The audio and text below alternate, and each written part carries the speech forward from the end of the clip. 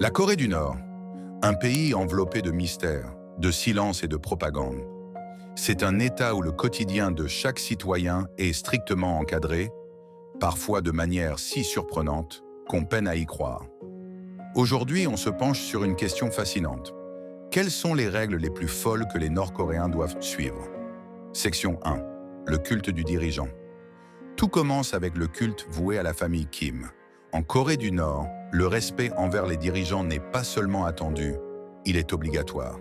Chaque maison doit afficher des portraits de Kim Il-sung et Kim Jong-il, impeccablement propres, et les inspecteurs peuvent vérifier à tout moment si ces cadres sont bien entretenus. Même un simple manque de respect, comme une photo mal nettoyée, peut entraîner de graves sanctions. Et attention, le jour de l'anniversaire du grand leader ou du cher dirigeant, il est interdit de rire, de danser ou même de boire de l'alcool. Ces journées sont considérées comme des jours de deuil national et toute forme de légèreté est perçue comme un affront à l'État. Section 2. Les règles du quotidien. Mais ce contrôle ne s'arrête pas là. Les Nord-Coréens doivent suivre des règles incroyablement précises dans leur vie de tous les jours. Par exemple, la coiffure. Il existe une liste officielle de coupes de cheveux autorisées. Pas question d'imiter le style de Kim Jong-un. C'est réservé aux leaders. Les jeunes hommes et femmes doivent choisir parmi une sélection limitée, destinée à préserver la morale socialiste. Même les vêtements sont réglementés. Les jeans bleus, symbole du capitalisme américain, sont interdits. Et si vous voulez voyager d'une ville à une autre, il faut une autorisation spéciale du gouvernement. Un peu comme si chaque déplacement était une mission contrôlée. Section 3. La surveillance et la propagande.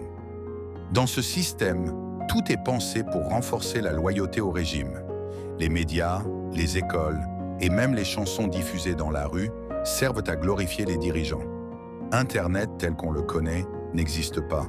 Seuls quelques sites approuvés par l'État sont accessibles et toute communication avec l'étranger est strictement interdite. Les habitants vivent sous une surveillance constante. Les voisins se dénoncent parfois entre eux pour montrer leur loyauté. Cela crée une société où la peur et la prudence gouvernent chaque geste. Section 4. Entre mythe et réalité. Certaines de ces règles paraissent presque invraisemblables vues de l'extérieur. Et il faut le dire, dans un pays aussi fermé, il est parfois difficile de distinguer le mythe de la réalité. Ce qu'on sait avec certitude, c'est que la vie quotidienne en Corée du Nord est rythmée par la discipline, le contrôle et une obéissance absolue à l'État. Et pourtant, derrière cette rigidité, il y a un peuple, des hommes, des femmes, des enfants, qui rêvent, aiment et vivent, souvent dans le silence du secret, ou trop, ton réfléchi musicalement doux. Alors, qu'en pensez-vous? Ces règles sont-elles simplement le reflet d'un régime autoritaire, ou servent-elles à maintenir un certain ordre dans un système fermé au monde? Dites-le moi dans les commentaires.